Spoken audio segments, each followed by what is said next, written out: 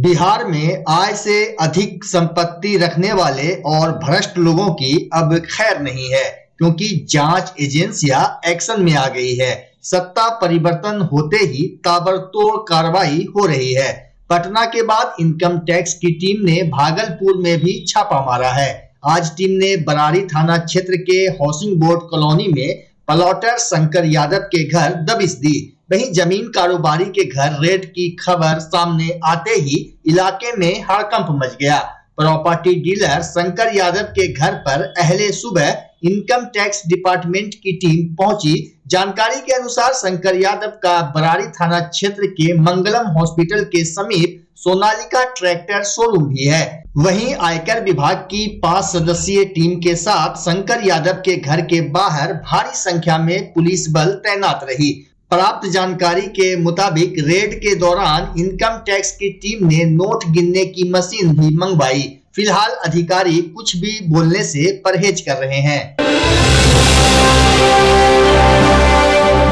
राष्ट्रीय जनता दल भागलपुर इकाई की महिला मोर्चा द्वारा शहर में पद यात्रा निकाली गई। पद यात्रा के दौरान 17 साल बनाम 17 महीने के कार्यकलापों पर तेजस्वी यादव को कार्यकर्ताओं ने धन्यवाद दिया। वहीं राजद महिला विंग के द्वारा धन्यवाद तेजस्वी जी के बैनर तले एक रैली आयोजित की गई थी। रैली के दौरान समाहरणालय पहुंचने पर खाना को लेकर अफरा तफरी का माहौल बन गया। जो तस्वीर आप देख रहे हैं यह कोई समाज सेवी के द्वारा खाना वितरण का नहीं है, बल्कि राजद के धन्यवाद रैली में पहुंचे महिलाओं का है, जो रैली समाप्त होने पर अपने हक के खाने को लेने के लिए है। बताया जा रहा है कि जैसे ही समाहरणालय के समीप रैली समाप्त हुई और एक टोटो वहां भोजन का पैकेट लेकर पहुंचा, वैसे ही महिलाओं की भीड़ भोजन के पैकेट पर टूट पड़ी। वहीं खाना वितरण करने वाली महिला भी अभद्र व्यवहार करते नजर आई। नाराज महिलाओं ने बताया कि मुझे खाना नहीं मिला है, जबकि हमें यह कहकर रैली में लाया गया था कि चलो वहां खाने पीने की व्यवस्था है।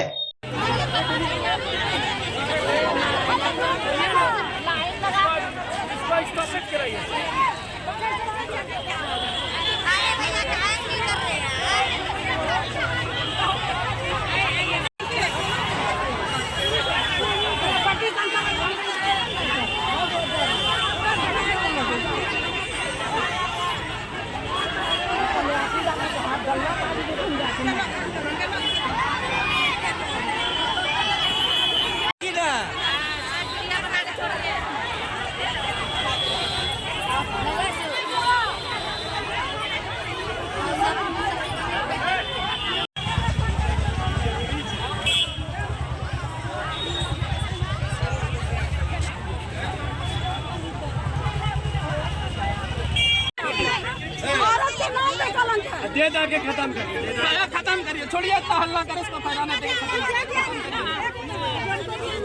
ना तो सांस नहीं लेवे देगा ये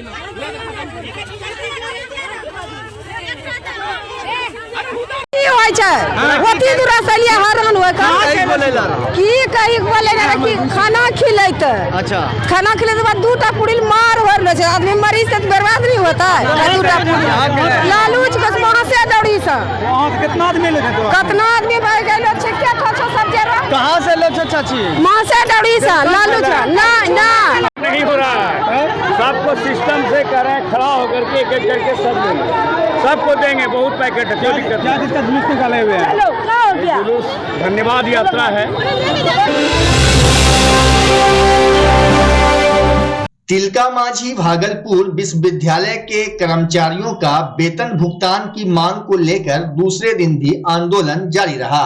साथ ही धरना प्रदर्शन कर रहे कर्मियों ने कहा कि रजिस्ट्रार डॉक्टर विकास चंद्र जब तक संघ से माफी नहीं मांगेंगे तब तक विश्वविद्यालय में कामकाज ठप रहेगा।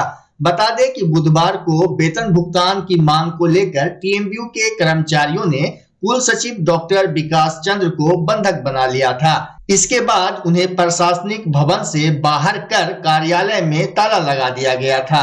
हालांकि तब कुलपति प्रोफेसर जवाहरलाल ने कहा था कि मामले को वार्ता कर सुलझा लिया जाएगा। लेकिन आज एक बार फिर विश्वविद्यालय के कर्मचारियों ने अपनी मांग के समर्थन में एकजुट होकर रजिस्ट्रार के खिलाफ मोर्चा खोल दिया। इस दौरान प्रॉक्टर डॉक्टर अर्चना कुमारी ने कर्मियों को समझाने का प्रयास किया, लेकिन वे अपनी मांग पर अड़े रहे। वहीं कर्मचारी संघ के नेता रंजीत यादव और सुशील मंडल ने कहा कि महिला कर्मचारी से दुर्व्यवहार मामले में रजिस्ट्रार जब तक सार्वजनिक माफी नहीं मांगेंगे तब तक आंदोलन जारी रहेगा।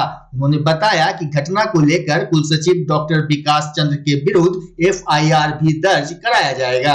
हमारा वेतन का भुगतान और इससे भी महत्वपूर्ण कार्य हमारा है, जो महिला कर्मी के साथ कुलसचिव का जो दुर्व्यवहार हुआ किए हैं, वो जब तक लिखित माफी सार्वजनिक नहीं मांगेंगे तो कुलसचिव को नहीं बैठने देंगे और विश्वविद्यालय इसी तरह बंद रहेगा, जिसकी सारी जवाबदेही विश्वविद्यालय प्रशासन की होगी।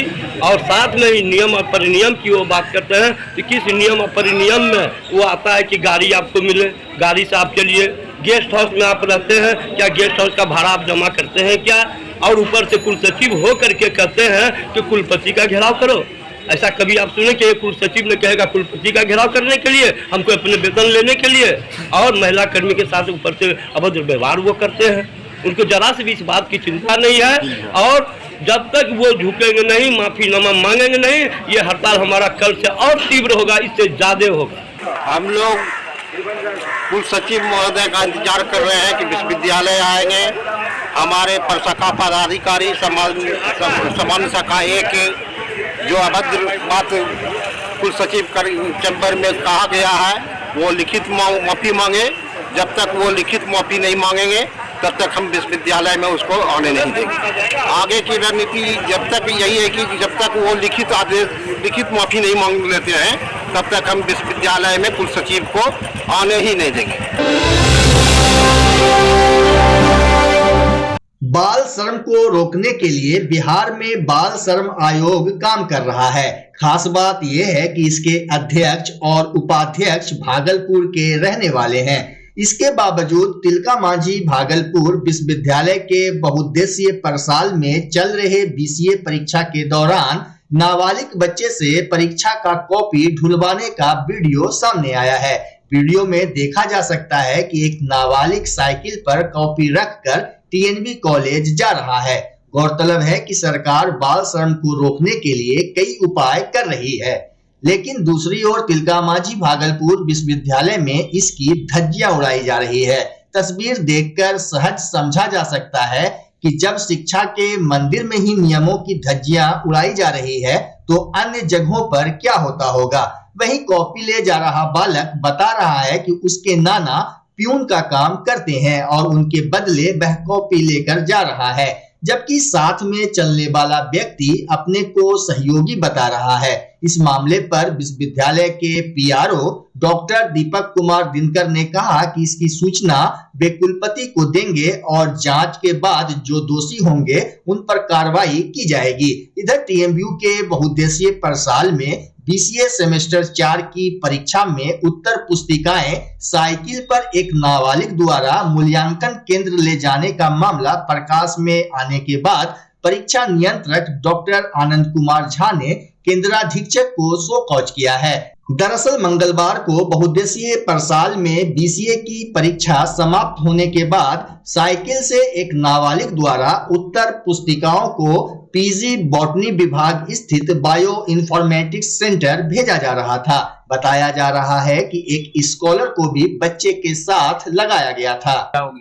आपके माध्यम से मामला संज्ञान में आया है, आपका फुटेज हमने देखा है और इस मामले को माननीय कुलपति को अवगत कराया जाएगा, उनको उनके संज्ञान में दिया जाएगा। यदि इस तरह की बात आ रही है सामने तो बिल्कुल ही ये गंभीर मामला है और मामले की जांच कराई जाएगी।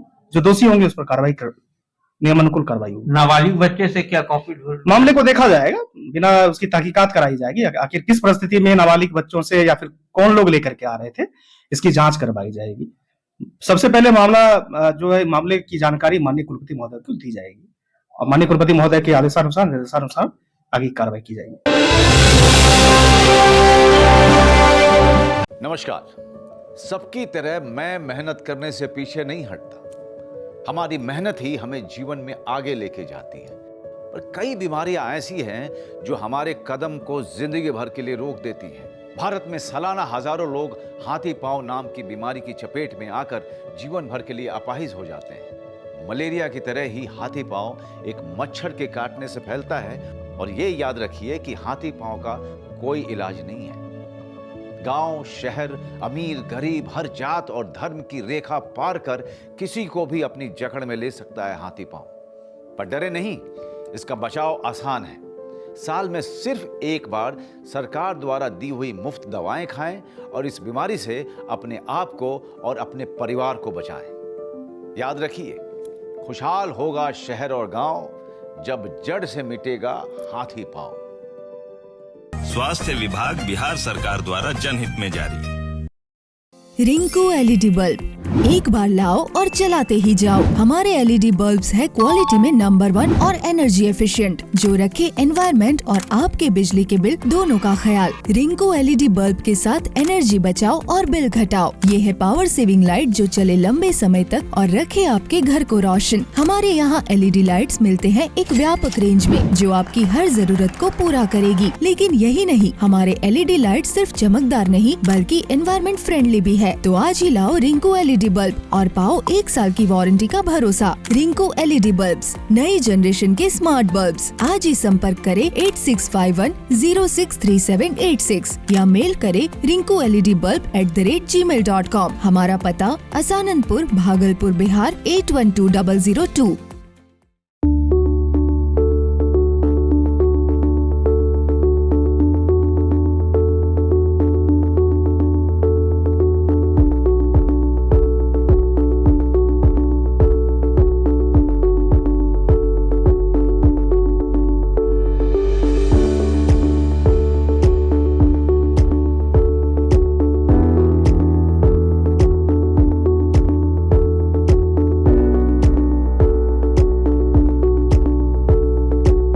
बच्चा जब जन्म लेता है तो कई बार बच्चा तुरंत नहीं रोता है, रोने में देर हो जाता है। ऐसे में बच्चा क्षतिग्रस्त हो जाता है और उसके बचने की संभावना कम हो जाती है। और यदि बचा तो भविष्य में उसमें विकलांगता की समस्या आती है, जिसे सीपी कहते हैं, जिसका कोई माकूल इलाज नहीं है और ज़िंदगी भर बच्चा विकलांगता से जूझ सकता है। ऐसे में पूरे संसार में कूलिंग थेरेपी का सहारा लिया जाता है। जन्म से ठीक 6 घंटा के अंदर यदि उसको कूलिंग थेरेपी दिया जाए तो उससे उसका सीपी की समस्या कम होती है और बचने की भी संभावना बढ़ती है। पहली बार बिहार झारखंड में आपके शहर के स्नेह नवजात शिशु बाल सेवा केंद्र में यह मशीन उपलब्ध है। कभी भी ऐसी बात हो कि बच्चा रोने में विलम्ब हो गया तो आप स्नेह नवजात शिशु बाल सेवा केंद्र में जरूर संपर्क करें।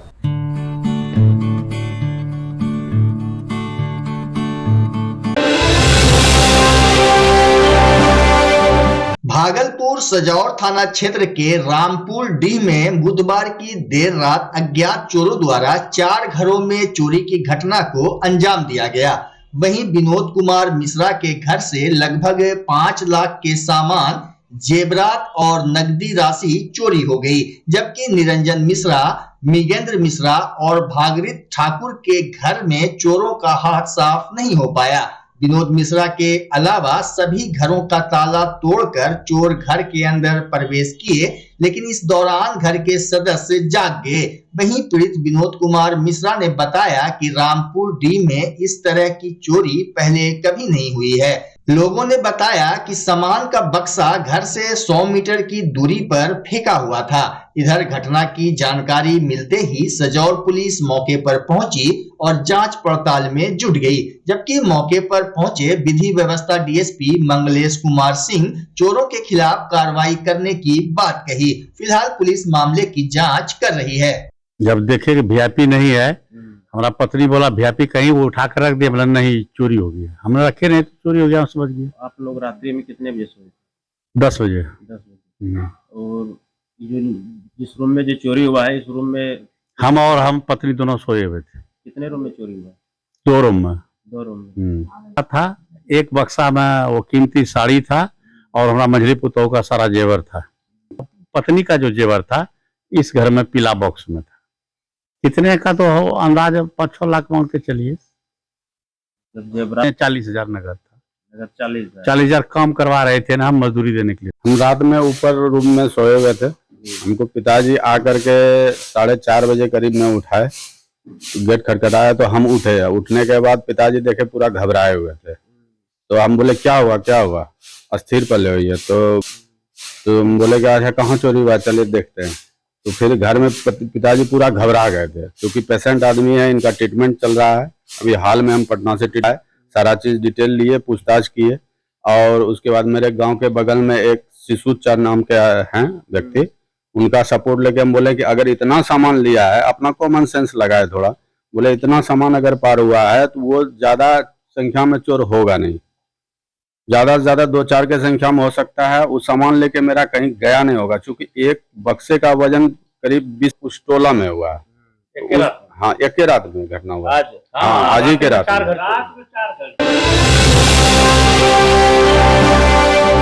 भागलपुर में जिला परिषद सदस्य 2 गुटों में बंट गए हैं। मामला हाईकोर्ट तक चला गया है, जिसको लेकर सरगर्मी तेज है। एक तरफ जहां जिला परिषद अध्यक्ष अनंत कुमार उर्फ टुनटुन शाह के कुर्सी जाने की संभावनाएं दिख रही है, वहीं दूसरी ओर आज कई जिला परिषद सदस्य समाहरणालय परिसर डीएम से मिलने पहुंचे। सदस्यों ने बताया कि कोर्ट के आदेश के अनुसार निर्णय जिलाधिकारी को लेना है, जिसकी प्रतीक्षा की जा रही है। सदस्यों की बैठक आयोजित की गई थी, इसमें अटेंडेंस हुआ है और दोनों पक्षों ने अपना रिप्रेजेंटेशन दिया है। आज ही जो बैठक का निष्कर्ष है उसको आदेश के रूप में आज ही जारी कर दिया जाएगा, फिर आप लोग सर कितना जो आरोप लगाया था, क्या आरोप था और क्या साबित हुआ सर? अभी आरोप के संबंध में बैठक नहीं थी, जस्ट इस संबंध में बैठक थी कि इसमें जो भी पक्ष है जो अपना कुछ कहना चाह रहे हैं, राइटिंग में रिप्रेजेंटेशन दिया है। अभी 31 में से 29 सदस्य उपस्थित थे, 2 सदस्य अनुपस्थित थे। मेडिकल ग्राउंड पे उन्होंने अपने उपस्थिति के बारे में रिप्रेजेंटेशन दिया है। तो इसके बाद अभी हम लोग एक आदेश पारित करेंगे, कॉपी पब्लिक प्रोवाइड करेंगे। भागलपुर पीरपैंती थाना परिसर में सरस्वती पूजा को लेकर थाना अध्यक्ष नीरज कुमार की अध्यक्षता में शांति समिति की बैठक हुई। बैठक में बताया गया कि मूर्ति बैठाने के लिए लाइसेंस लेना अनिवार्य होगा, साथ ही डीजे पर पूर्णतः प्रतिबंध रहेगा। विसर्जन में डीजे बजाते पकड़े जाने पर संचालक के ऊपर कानूनी कार्रवाई की जाएगी। वहीं लोगों से शांतिपूर्ण सरस्वती पूजा मनाने को कहा गया।